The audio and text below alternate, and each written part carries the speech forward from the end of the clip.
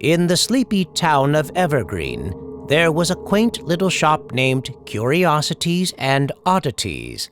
The store was known for its unique, often eerie, Christmas ornaments. The owner, an elderly woman named Mrs. Withers, had a reputation for acquiring the most peculiar items, and each year her collection grew more unsettling.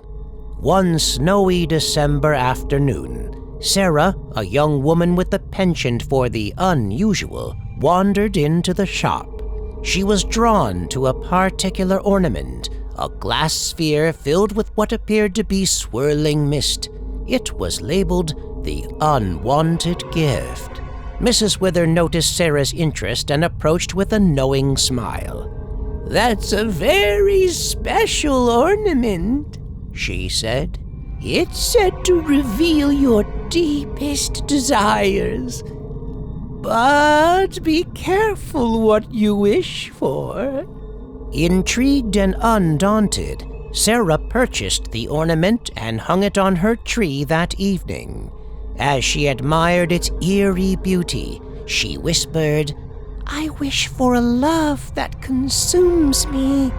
With a shimmer, the mist within the ornament swirled faster, and Sarah felt a wave of warmth and desire wash over her. She knew that something unnatural had been unleashed. Over the next few weeks, Sarah's life took a disturbing turn.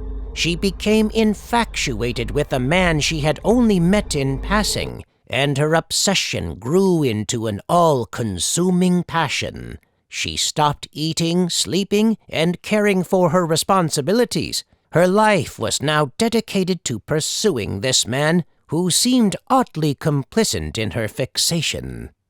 As Christmas Eve arrived, Sarah's world had unraveled. She had lost her job, alienated her friends and family, and was spiraling into madness.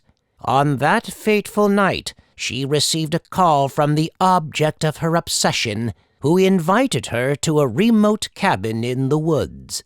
Sarah accepted the invitation eagerly, knowing that her destiny was sealed.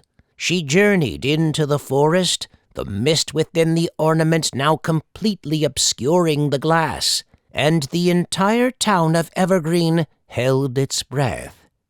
Days passed, and the townspeople grew worried about Sarah's disappearance.